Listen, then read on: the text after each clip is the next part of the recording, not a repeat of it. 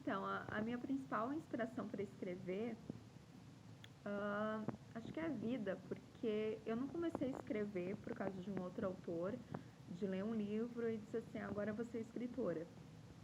Foi algo muito natural desde que eu era criança.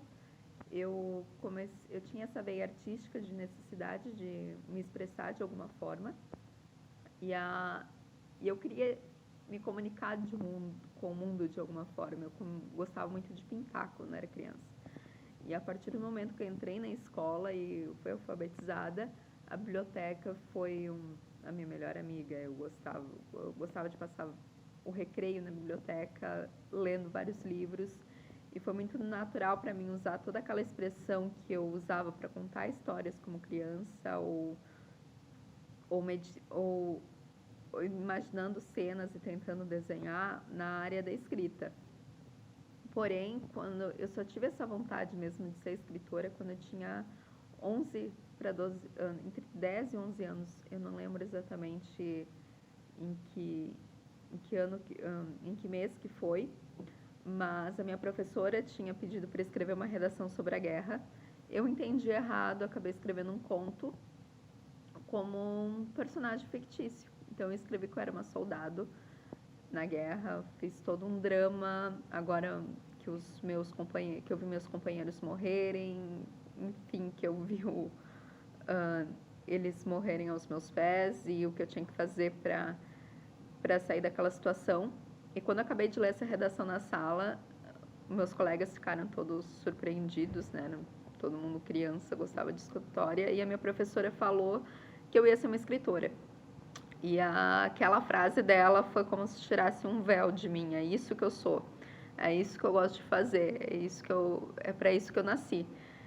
Porque até então eu gostava muito de olhar as estrelas, que é até uma das minhas maiores inspirações. Todos os meus livros têm alguma coisa relacionada com ciência, com astronomia, com mar, com fenômenos físicos, e eu gostava disso mesmo. Eu gostava de ver o ambiente ao redor, a parte da física e pesquisar. Então eu me via como uma pesquisadora, que não deixa de estar perto dos livros. E isso foi amadurecendo para mim. Eu nunca deixei de gostar dessa parte da ciência. Hoje eu uso para pesquisar, para escrever mais nos meus livros sobre isso. Mas quando eu descobri isso como criança, eu passei toda a minha adolescência pensando assim, o que eu vou fazer então de faculdade? Não tinha cinema na minha cidade, que cinema praticamente o sonho da maioria dos escritores, né? Mas eu optei por jornalismo, fiz jornalismo 1 ano e meio.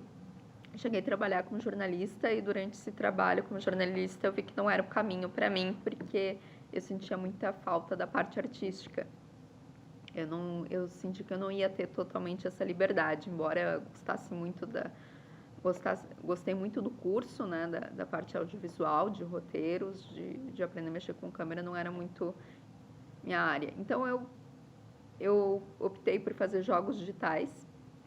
Eu já trabalhava também como técnica de informática, então tinha essa carga atrás da tecnologia, de algoritmos, de matemática. Optei por fazer jogos digitais e durante o curso eu fiz algumas cadeiras no curso de moda, de desenho, de construção de figurino de personagens.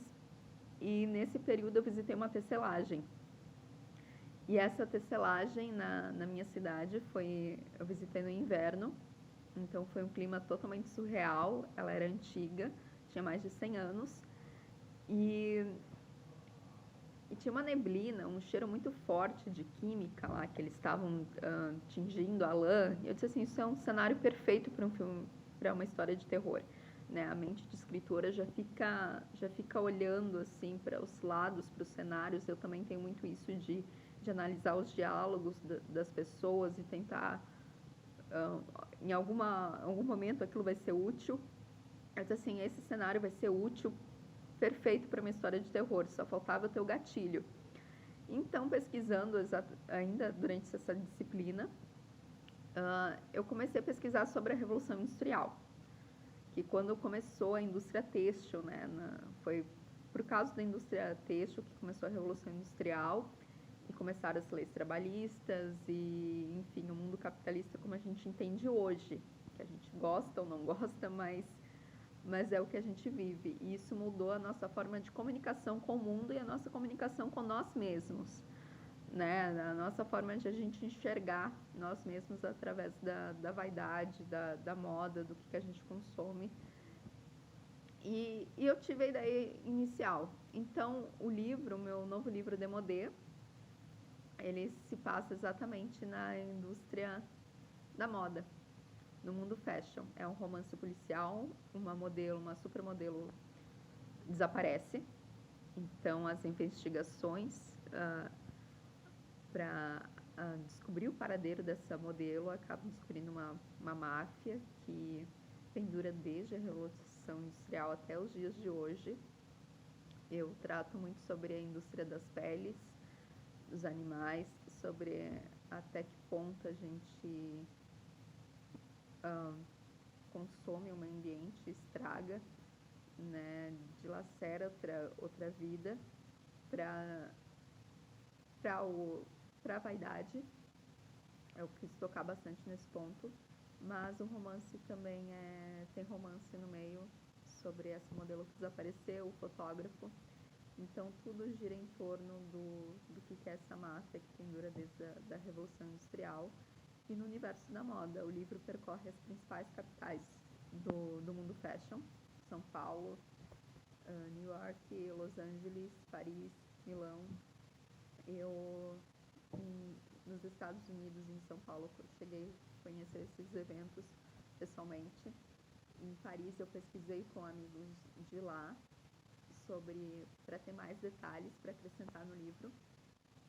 Então, Demodê foi um desafio para mim. Ele é bem histórico.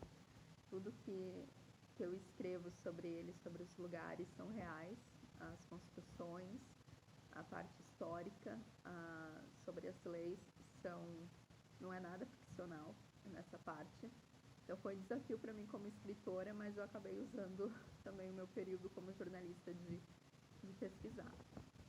E acho que isso é uma das principais coisas que me levou ao desafio desse livro.